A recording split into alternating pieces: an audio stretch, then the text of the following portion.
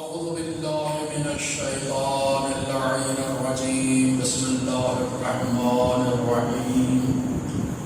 الحمد لله رب العالمين. الصلاة والسلام على أشرف الأنبياء والمرسلين وعلى آله الطيبين الطاهرين المعصومين الذين أذهب الله عنهم الرجس وطهرهم تطهيرا. اللهم صل على محمد وآل محمد وعجل فرجه. قال سيدي ومولاي علي بن موسى الرضا عليه آلاف التحية والثناء. رحم الله عبدا أحيا أمرنا.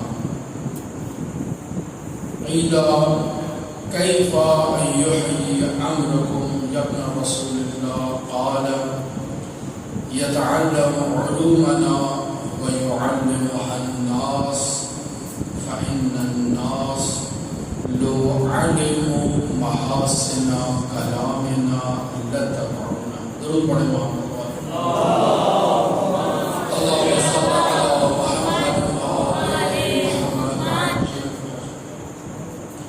امام رضا کے میلاد مسعود کی مناسبت سے اس محفل جشن کا اہتمام کیا گیا.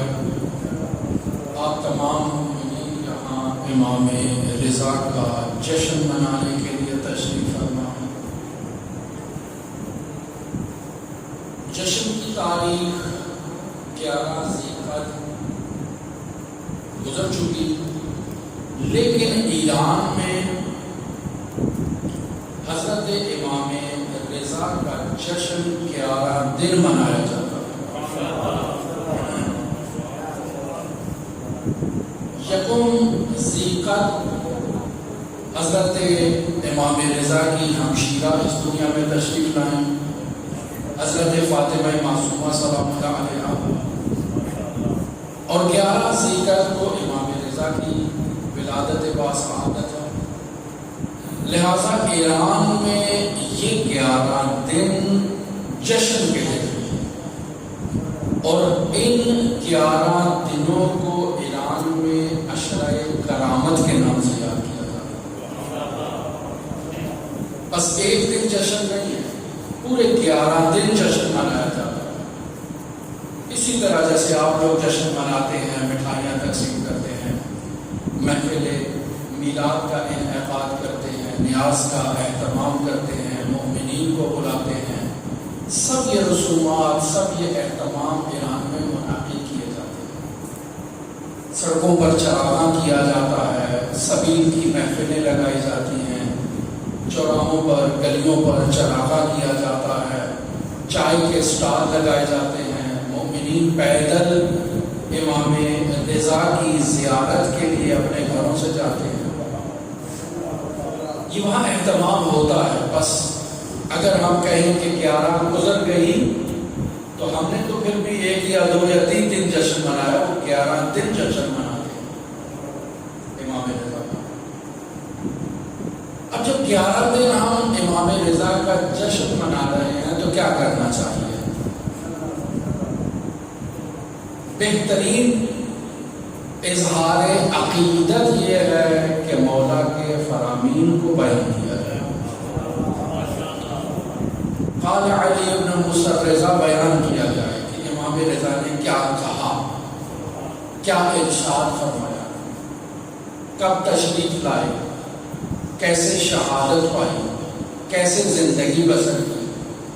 در حقیقت ان 10 دنوں میں، 11 دنوں میں، 12 دنوں میں جتنا بھی ہم اہتمام کر سکتے ہیں، ہم امام رؤوف کی حالات کی تمام ایک ترجمانی، تمام ایک منظر کشی اپنے سامنے کریں تاکہ معلوم ہو جائے یہ 8ویں حجت الہی ہم سے کیا کہہ کر گئی. لہذا امام رضا علیہ السلام کا ایک نورانی فرمان آپ کی خدمت میں بیان کیا، سرنامہ کلام قرار دیا. کہ اس کلام میں امام رضا ہم سب کو دعا دے رہے ہیں. کن لوگوں کو؟ وہ لوگ کہ جو اس عشرہ کرامت میں عشرہ کرامت کو مناتے ہیں. کس انداز میں مناتے ہیں؟ امام کے فرامین کو بیان کرتے ہیں. اور قیامت تک تمام لوگ امام کی اس دعا میں شامل ہو سکتے ہیں. فرماتے ہیں رحم اللہ عبدا احیا امرنا. امام کی دعا ہے، 8ویں حجت الہی کی دعا ہے. اللہ اس بندے پر اپنی رحمت کرے جو ہمارے امر کو زندہ کرے. یہ دعا ہے، سب کے لیے ہے، صرف علماء کے لیے نہیں ہے، صرف ذاکرین کے لیے نہیں ہے، صرف ممبر پر بیٹھنے والوں کے لیے نہیں ہے، صرف ممبر پر آنے والوں کے لیے نہیں ہے، بلکہ اس جشن میں تشریف فرما ہر مومن کے لیے یہ دعا ہے کہ اللہ اس بندے پر اپنی رحمت کرے جو ہمارے عمل کو زندہ کرتا ہے. بس اگر امام کے عمل کو زندہ کریں تو آپ امام کی دعا کا حصہ ہیں. آپ پر اللہ کی رحمت ہوگی، چونکہ 8ویں حجت الہی نے آپ پر رحمت کی دعا کی. رحم اللہ عبدا احیا امرنا، جو ہمارے عمل کو زندہ کرے. تو اب سائل راوی کی صورت میں آ کر سوال کرتا ہے یا ابن رسول اللہ، اے 8ویں حجت الہی ذرا بتائیے کیف یحیی امرہ، بولا بتائیے آپ کے امر کو کیسے زندہ کیا جا سکتا ہے. فرماتے ہیں یتعلم علوما، ہمارے علم کو سیکھو. امام رضا کے القاب میں سے ایک لقب کیا ہے؟ عالم آل محمد ہے. تو کیا فرماتے ہیں؟ یتعلم علوما، ہمارے علوم کو سیکھو. صرف سیکھنا نہیں، وَيُعَلِّمُهَا النَّاسَ، آگے جا کر لوگوں کو اس کی تعلیم دو. فَإِنَّ النَّاسَ لَوْ عَلِمُوا مَحَاسِنَ كَلَامِنَا لَاتَّبَعُونَا، بے شک اگر لوگ ہمارے کلام کی خوبصورتی کو پہچان لیں تو خود بخود ہماری پیروی کریں گے.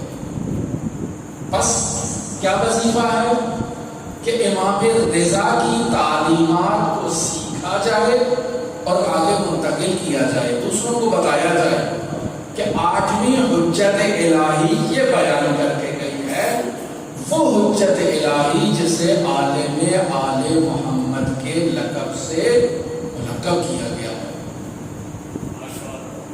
درود پڑھے محمد والے اللہم صلی علی محمد وآل محمد. امام رضا علیہ السلام کے القاب میں 3 لقب، یہ تو بہت سے القاب. پہلا لقب عالم آل محمد، 14 معصومین میں سے ایک ہستی کو لقب عالم آل محمد ملا، وہ 8ویں حجت الہی. کیا باقی عالم آل محمد نہیں؟ سب عالم ہیں، سب کے وجود میں جو علم ہے وہ علم الہی ہے، اللہ کا علم ہے جو اللہ نے اپنی ان حجت ہستیوں کو بطور امانت سونپا کہ لوگوں کو اس علم سے آراستہ کریں. بس تمام ہستیاں عالم آل محمد ہیں، لیکن اس علم کا اظہار علی بن موسیٰ رضا سے ہوتا ہے. ایک مثال، علم فقہ کے باب میں اگر آپ حضرت امام حسین علیہ السلام سے احادیث تلاش کرنا چاہیں، ایسی احادیث جو فقہ کے موضوع پر ہوں، تو آپ کو 4 یا 5 احادیث ملیں گی. صرف امام حسین علیہ السلام صرف 4 یا 5 احادیث. کیا وجہ ہے؟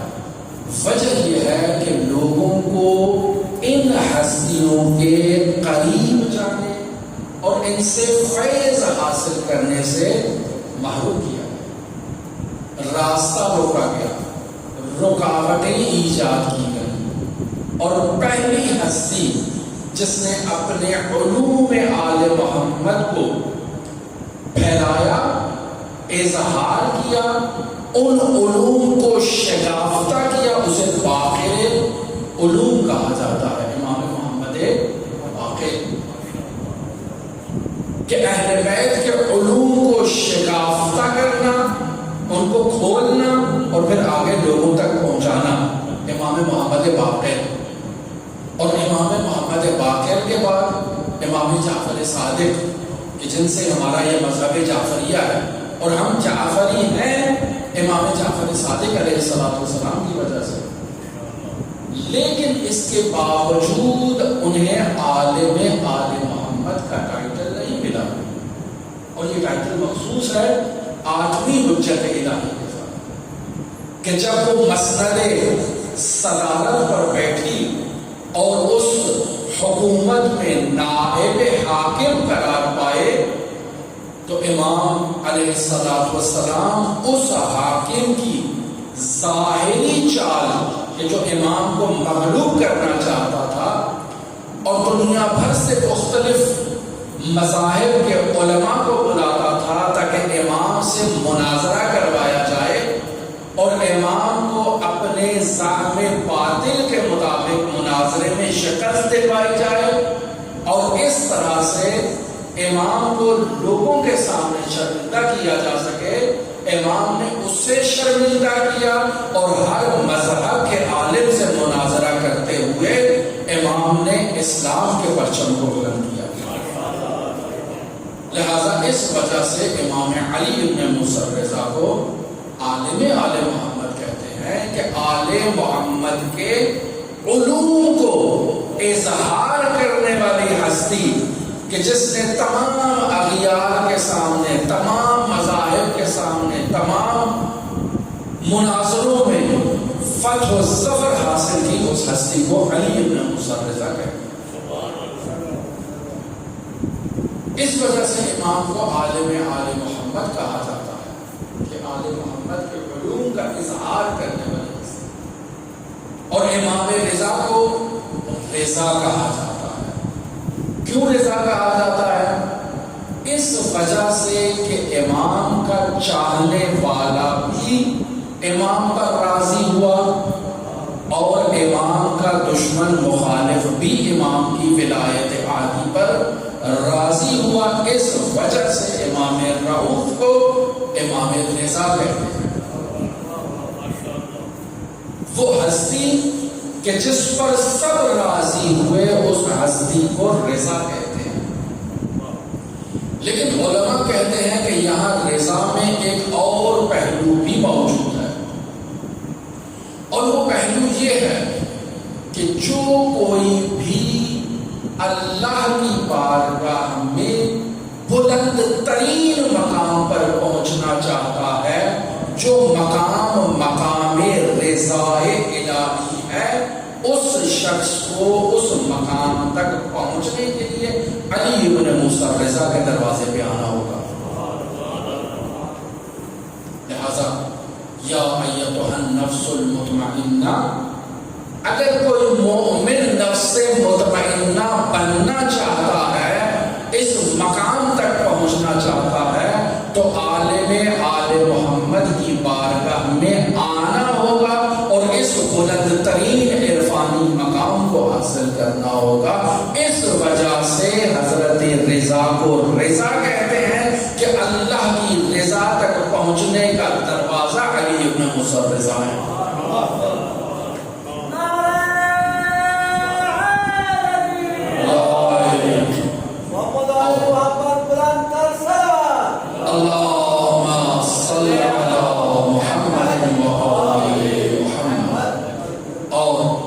امام رضا علیہ السلام کو امام رؤوف بھی کہا جاتا ہے۔ کیوں رؤوف کسے کہتے ہیں؟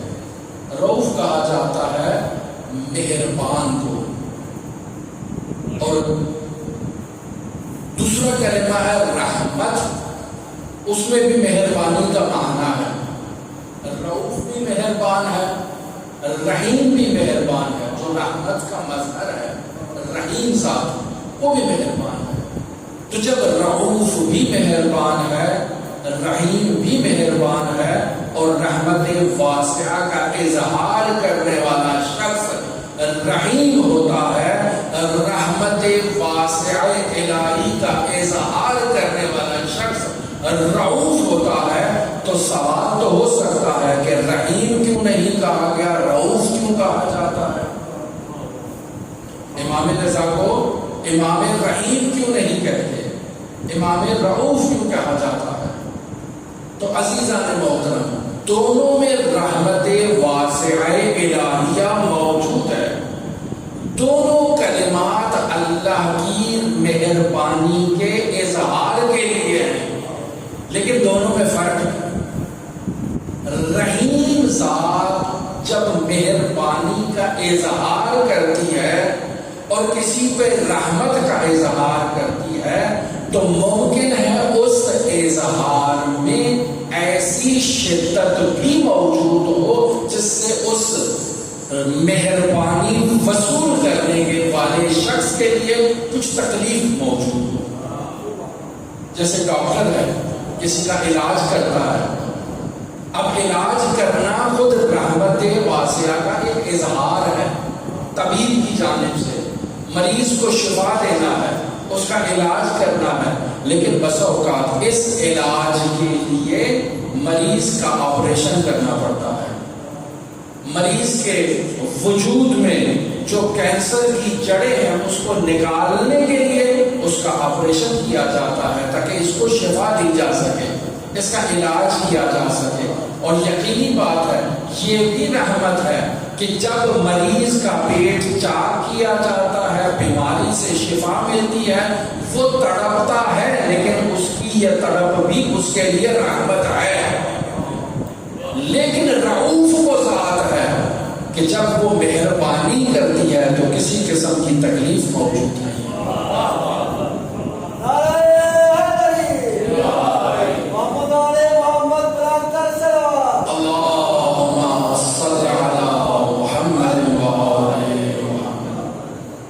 بس رؤوف اور رحیم میں یہ فرق ہے کہ رحیم جب رحمت کا اظہار کرتا ہے، مہربانی کرتا ہے، تو مہربانی حاصل کرنے والے شخص پر بس اوقات تکلیف بھی آ سکتی ہے، لیکن رؤوف ذات جب اپنی رأفت کا اظہار کرے تو کوئی تکلیف نہیں ہوتی ہے۔ اور امام رضا اس رأفت الہیہ کے مظہر کہ جس نے بھی اللہ کی رأفت کو حاصل کرنا ہے وہ علی ابن موسیٰ رضا کے دروازے پر جائے اور امام رؤوف سے رأفت الہیہ کا اظہار وصول کرے۔ لہذا آگے چلتے ہیں۔ امام رضا علیہ السلام کو مدینے سے خراسان کی طرف بالاجبار بلایا گیا، تو مدینے سے ایک ساروان ہے جو ایرانی الاصل ہے، اصفہان سے جس کا تعلق ہے، اور وہ امام رضا علیہ السلام کے ساتھ ایک ساروان کی حیثیت سے پہنچتا ہے۔ 7 سال چلتا آ رہا ہے، 7 سال چلتا آ رہا ہے۔ اب جب خراسان میں امام پہنچ گئے تو یہ ساروان واپس جانا چاہتا ہے، امام رضا سے رخصت لینے کے لیے آتا ہے اور امام کی بارگاہ میں عرض کرتا ہے، یا ابن رسول اللہ، میں مدینے سے یہاں تک آپ کے ساتھ آیا ہوں، اب واپس جا رہا ہوں، اپنے دست مبارک سے کچھ تحریر مجھے لکھ دیں کہ میرے خاندان میں موجود ہو، باعث تبرک، آپ کا ایک تحفہ، آپ کا ایک تبرک، آپ کی ایک عنایت ہمارے خاندان میں موجود ہو اور وہ آپ کا دستخط ہو، میں لے جانا چاہتا ہوں، آپ تحریر فرمائیں۔ تو امام علیہ السلام نے کاغذ قلم منگوایا اور کتیبے پہ تحریر کیا۔ جس میں امام نے اس کو یہ حکم دیا کن محبا لآل محمد ان کنت فاسقا، آل محمد سے ہمیشہ اپنے دل میں محبت کرو اگرچہ تم فاسق ہی کیوں نہ ہو۔ فاسق کسے کہتے ہیں؟ فاسق وہ ہے جو اللہ کی بارگاہ میں طغیانی کا اظہار کرتا ہے، اللہ کی بارگاہ میں گناہ کرتا ہے، گناہ کبیرہ کرتا ہے، گناہ صغیرہ کرتا ہے اور گناہ پر اصرار کرتا ہے، ایسے شخص کو فاسق کہا جاتا ہے۔ امام اسے کیا کہہ رہے ہیں؟ کن محبا لآل محمد، آل محمد کے محب بن جاؤ ہمیشہ کے لیے، ان کنت فاسقا، اگرچہ تو فاسق ہی کیوں نہ ہو۔ اور پھر فرماتے ہیں کن محبا لمحبیہ ان کانوا فاسقین، اور آل محمد کے محبوں کے محبین کے بھی محب بن جاؤ اگرچہ وہ فاسق ہی کیوں نہ ہو۔ اب عجیب بات یہاں سوال ہو سکتا ہے کہ امام نے ایسا کیوں کہا؟ ایک فاسق انسان کو اپنے دل میں آل محمد کی محبت کے لیے کیوں امام علیہ السلام نے کہا؟ اس کی وجہ ہے، اس کی بنیاد ہے کہ اگر کسی انسان کے وجود میں آل محمد اور ان کے چاہنے والوں کی محبت موجود ہے تو اس کا مطلب ہے یہ انسان اگر فاسق بھی ہے تو اس کی اصلاح کا دروازہ ابھی کھل سکتا ہے، اس کے دروازے پر دستک دی جا سکتی ہے، اس کے قلب پر دستک دی جا سکتی ہے، یہ اپنے قلب کا دروازہ کھول سکتا ہے، اطاعت کی بارگاہ میں آ سکتا ہے، اللہ کی بارگاہ میں توبہ کر سکتا ہے، اس کے لیے یہ راستہ موجود ہے۔ لیکن جس نے محبت کے دروازے کو بند کر دیا، اب اگر فاسق ہے تو اس کی اصلاح کا کوئی راستہ موجود نہیں۔ لہذا رسول خدا صلی اللہ علیہ وآلہ وسلم ارشاد فرماتے ہیں لِكُلِّ شَيْءٍ أَسَاسٌ وَأَسَاسُ الْإِسْلَامِ حُبُّنَا أَهْلَ الْبَيْتِ، ہر شے کی ایک اساس ہے، ایک بنیاد ہے، اور اسلام کی اساس و بنیاد ہم اہل بیت سے محبت کرنا ہے۔ اسی وجہ سے خداوند متعال نے اجر رسالت کو آل محمد سے محبت میں قرار دیا کہ انسان اگر اس خاندان سے محبت کرتا ہے تو اس کی اصلاح کا چانس موجود ہے، اس کے اعمال قبول ہیں، لیکن اگر انسان میں محبت نہیں ہے تو جتنے بھی اعمال انجام دے گا اس کے منہ پر مار دیے جائیں گے، جتنی بھی اللہ کی بارگاہ میں التجا کرے گا دروازہ منسد ہوگا، کیوں؟ چونکہ اس کے وجود میں اہل بیت کی محبت موجود نہیں ہے۔ لہذا یہ بنیاد ہے، یہ اساس ہے، اسلام کے دامن میں یہی دو چیزیں ہیں، ضرب ید اللہ، ایک سجدہ شرک، کہ انسان اسلام کے دامن میں جب آتا ہے تو علی سے محبت رکھتا ہے، حسین ابن علی بلگریا کرتا ہے، اسی محبت کے نتیجے میں یہ مہدی موعود سے بھی محبت کرے گا اور اسی محبت کے نتیجے میں اس کی نجات کا دروازہ کھلا۔ لہذا اس وجہ سے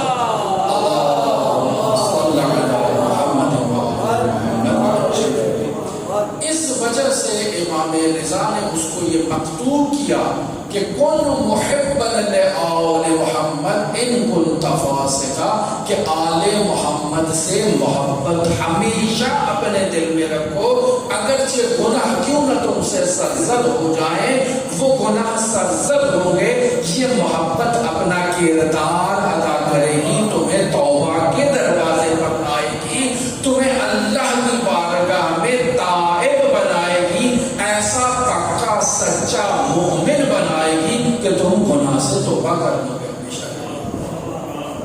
لیکن اگر یہ محبت نہیں ہے اور تم فاسق ہو تو اب تمہاری اصلاح کا دروازہ بند ہو چکا ہے، اب جو مرضی کر لو تم خدا کی بارگاہ تک نہیں پہنچ سکتے. کیوں؟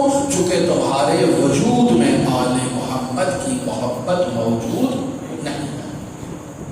اب اگر آل محمد کی محبت کے ساتھ آل محمد کے محبین کی محبت بھی اگر انسان کے دل میں موجود ہو تو یہ آل محمد کے محبین کی محبت بھی انسان کو نجات عطا کرتی ہے. وہ شخص آتا ہے امام رؤوف علی ابن موسیٰ رضا کی بارگاہ میں، چونکہ انسان اگر محبت کرتا ہے، آل محمد سے محبت کرتا ہے، آپ مومنین سے محبت کرتا ہے، تو اس محبت کی تاثیر کے لیے اسے اللہ کی بارگاہ میں سجدہ شکر بھی کرنا ہے کہ اللہ نے اسے یہ نعمت عطا کی ہے کہ یہ محبت کرنے والا ہے، آل محمد سے محبت کرتا ہے، اہل بیت سے محبت کرتا ہے، مومنین سے محبت کرتا ہے، تو شکر تو بنتا ہے اس نعمت عظمیٰ کے اوپر. اور اگر انسان اس نعمت عظمیٰ پر شاکر نہیں رہتا تو اس ناشکری کے نتیجے میں کفران نعمت کا مصداق قرار پائے گا. آہستہ آہستہ یہ محبت اس کے وجود سے رخصت ہو جائے گی. لہذا شکر بہت ضروری ہے. شکر منعم یعنی نعمت دینے والے کا شکریہ ادا کرنا یہ بہت ضروری ہے. وہ آتا ہے شخص امام رضا کی بارگاہ میں اور آ کر کہتا ہے مولا بڑی مشکلات میں ہوں، بڑی پریشانیاں ہیں، کاروبار نہیں چل رہا ہے، زندگی پریشان ہو گئی ہے، بہت سے قرضے آ چکے ہیں، بہت سی مشکلات ہیں، آپ کی بارگاہ میں آیا ہوں، کچھ عطا کریں. امام انگور تناول کر رہے تھے، امام نے انگور کا ایک دانہ اس گچھے سے توڑا، اس کو دے دیا، اور وہ شخص بے ادبی کرنے لگا، مولا میں تو مشکلات دے کر آیا تھا، آپ نے انگور کا ایک دانہ دے کر میری گویا کہ توہین کر دی، مولا یہ کیا کیا؟ مجھے تو بہت سی تھیلیاں چاہیے تھیں جس میں بہت خزانہ موجود ہو، یہ انگور کا ایک دانہ، یہ مولا کیا؟ اس کے دل میں یہ شکوے موجود تھے، شکر نہیں تھا. ایسے میں ایک دوسرا مومن آتا ہے، سلام عقیدت پیش کرتا ہے 8ویں حجت الہی کی بارگاہ میں. امام اسے اس کا سلام کا جواب دینے کے بعد ایک انگور کا دانہ اسے بھی عنایت کر دیتے ہیں. وہ کہتا ہے مولا میں تو صرف سلام کرنے آیا تھا، انگور لینے نہیں آیا تھا. آپ نے سلام کا جواب بھی دیا، انگور بھی دیا، مولا اتنی سخاوت مندی. اس ایک انگور کے دانے کو میں اپنے گھر لے جاؤں، اس کو پانی میں نچوڑوں، گھر کے تمام افراد کے حلق میں اتاروں کہ 8ویں حجت الہی سے ملا.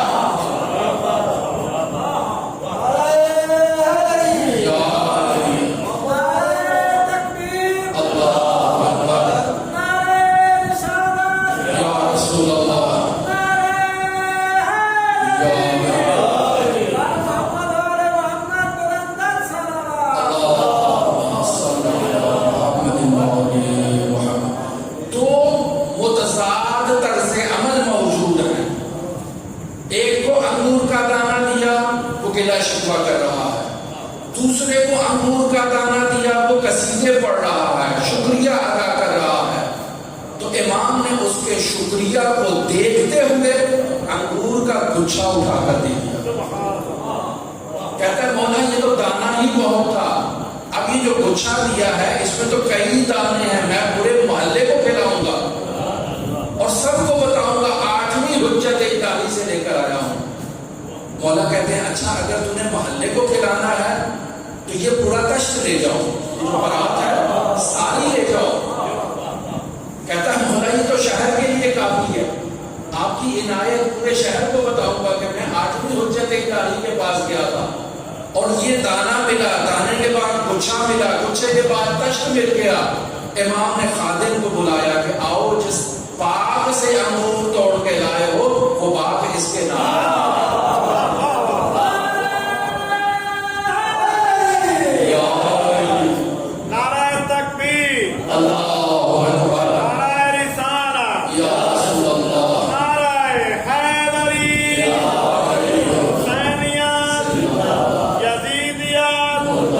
اہل بیت اتحاد کل ہم دشمنات لانا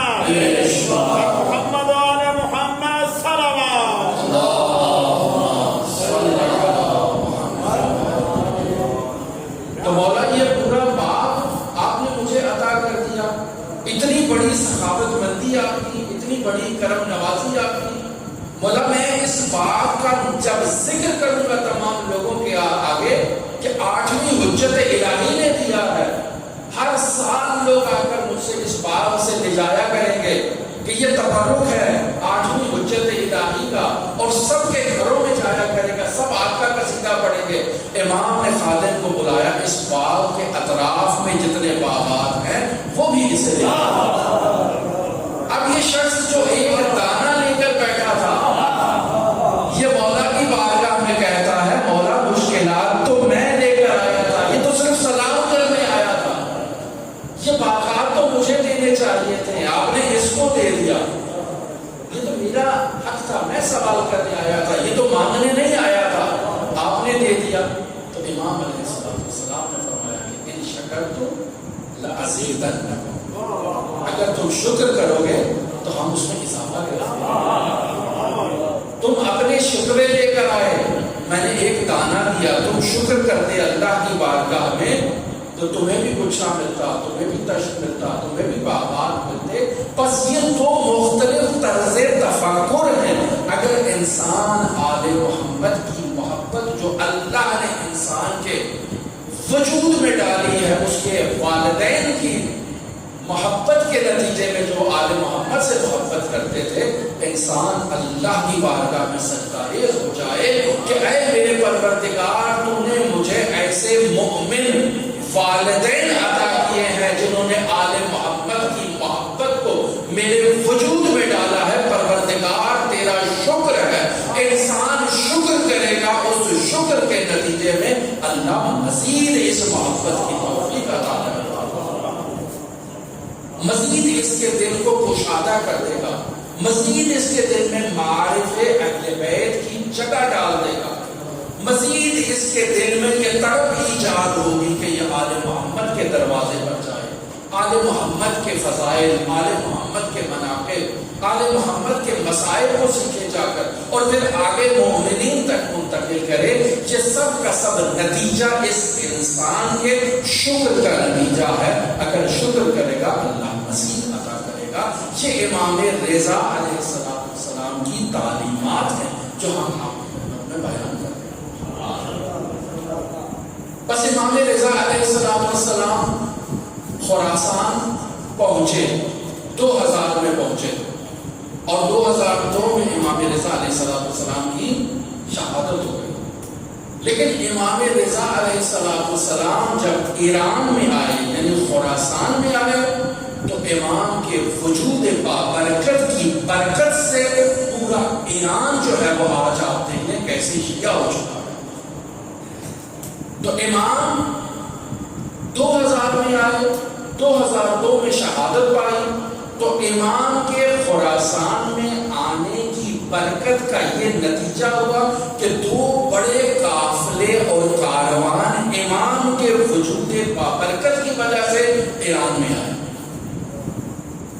پہلا کاروان وہ پیاری بہن جو امام رضا علیہ السلام سے شدید محبت کرتی تھی، حضرت فاطمہ معصومہ، وہ اپنے کاروان کے ساتھ تشریف لائیں ایران میں، اور صحابہ میں آ کر جو ان کے کاروان پر دشمنوں نے حملہ کیا اور پھر شہادتیں ہوئی اور ان کے مومنین فاطمہ معصومہ سلام اللہ علیہا کو اپنے پاس لے گئے.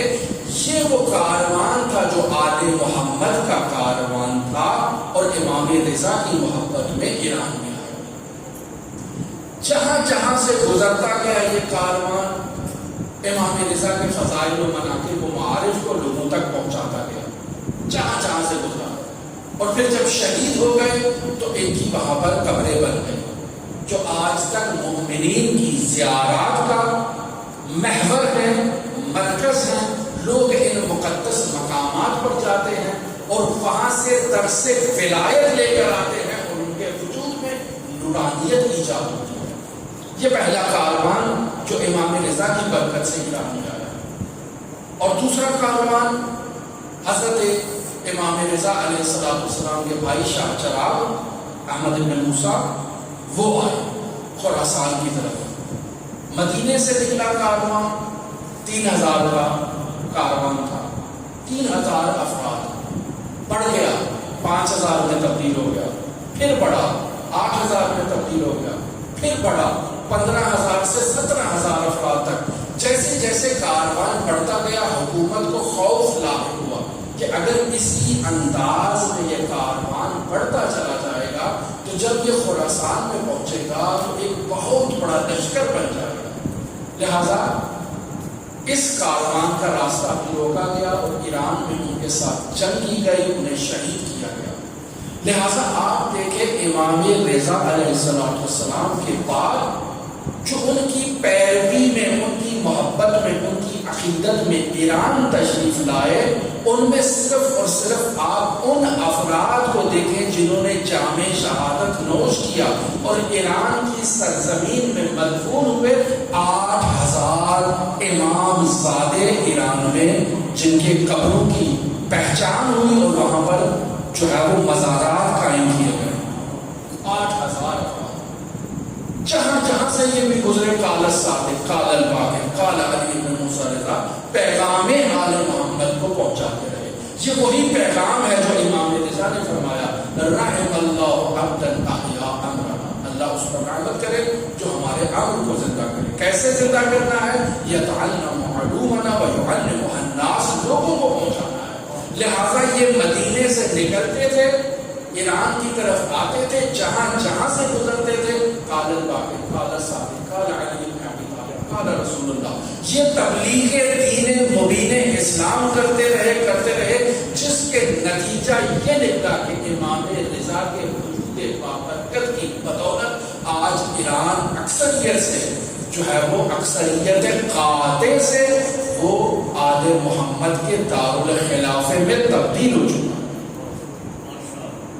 اور آج دنیا کی تمام طاقتیں اس اعلان اسلامی کو سرنگوں کرنے کے ترپے ہیں، لیکن آل محمد کی تعلیمات کا پرچم بلند کیے ہوئے وہ لوگ وسط میدان میں موجود ہیں، اور اس میدان میں ہر طاغوت کے مد مقابل میں انہوں نے اسلام کے پرچم کو بلند کیا۔ آپ کو تاریخ اسلام میں اس کی نظیر دکھائی نہیں دے گی آج تک، کہ اب تقریباً 60 دن ہونے والے ہیں کہ ایران کی عوام سڑکوں پر موجود ہے، میزائل گر رہے ہیں، بمباریاں ہو رہی ہیں، بلڈنگیں گر رہی ہیں، دہشت گردانہ حملے ہوتے ہیں، لیکن وہ پرچم حسین ابن علی کو لے کر، پرچم ایران کو لے کر جو تشیع کے مرکز و محور کا پرچم ہے وہ میدان میں موجود ہے اور یا حسین کی صدائیں بلند کر رہے ہیں۔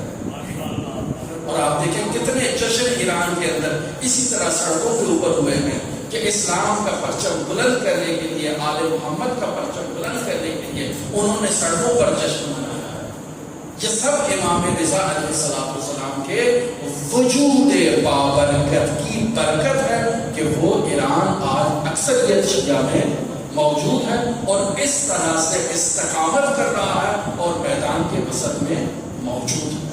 اور دوسری برکت امام رضا علیہ السلام کی، دوسری برکت امام رضا کی علوم آل محمد کی نشر و اشاعت ہے کہ امام علیہ السلام کے وجود سے نہ صرف یہ کہ خراسان سے پورا ایران تشیع کا مرکز بنا، بلکہ علوم آل محمد کا مرکز بھی ایران بنا۔ تمام آل محمد کے علوم، چاہے تفسیر ہو، چاہے حدیث ہو، چاہے فقہ ہو، چاہے اصول ہو، چاہے فلسفہ ہو، چاہے کلام ہو، سب کا محور و مرکز ایران اسلامی ہے۔ یہ آل محمد کی برکت ہے اور اسی برکت کو ہم اپنی زندگی میں حاصل کرنے کے لیے ایسے جشن کی محفلوں مجلسوں کا انعقاد کرتے ہیں تاکہ ہم بھی اپنے وجود کو آٹھویں حجت الہی کے علوم سے منور کرتے ہوئے ہم بھی آل محمد کے اس رؤوف امام کے شیعہ پیروکار مومن بنتے ہوئے رحم اللہ عبدا احیا امرنا کا مثال کراتا ہے۔ لہذا دعا گو ہیں خالق متعال کی بارگاہ میں، اے ہمارے پروردگار اس 8ویں حجت الہی کے صدقے میں آل محمد کے علوم پروردگار تیری بارگاہ میں دعا گو ہیں کہ اس محفل میں، اس جشن میں جتنے مومنین موجود ہیں، ان کے جو مرحومین ہیں ان سب کو جوار رحمت میں جگہ عطا فرما۔ بانیان محترم کے والد، والدہ، بھتیجی اور جتنے عزیز اس دنیا سے رخصت ہو چکے انہیں جوار رحمت میں جگہ عطا فرما۔ پروردگار امام رضا کی عظمت کے واسطے ہم سب پر اپنی رحمتیں برکتیں نازل فرما، ہم سب کو آفات و بلیات سے محفوظ فرما۔ پروردگار ہم سب کی سب سے بڑی آرزو، سب سے بڑی مراد آخری امام زمان کے ظہور پر نور میں تعجیل فرما۔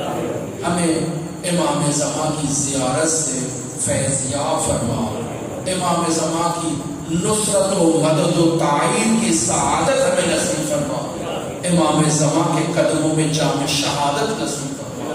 پروردگار اس اہل علاقہ کی جو بھی مشکلات ہے حق آل محمد ان مومنین کی مشکلات کو برطرف فرما۔